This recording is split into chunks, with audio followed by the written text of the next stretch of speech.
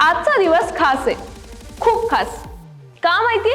कारण आजच्याच दिवशी कोलकाताच्या ईडन गार्डन मैदानावर एका मुलाने असा कमबॅक केला की फक्त स्टेडियमच नाही तर ड्रेसिंग रूम मध्ये सुद्धा सगळे थक्क झाले होते. तोच मुलगा ज्याला वर्ल्ड कप संघात स्थान मिळालं नव्हतं. मनात अनेक प्रश्न, पण डोक्यात फक्त एकच विचार, वर्ल्ड कप जिंकण्याचे स्वप्न.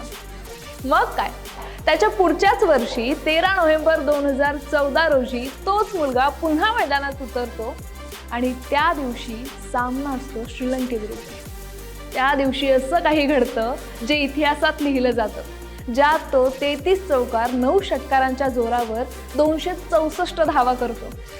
आणि तो म्हणजे मुंबईचा राजा रोहित शर्मा. धीरा धीरा हो रणधीरा, रा रा रा रा तेरा तीर से गरवेरा.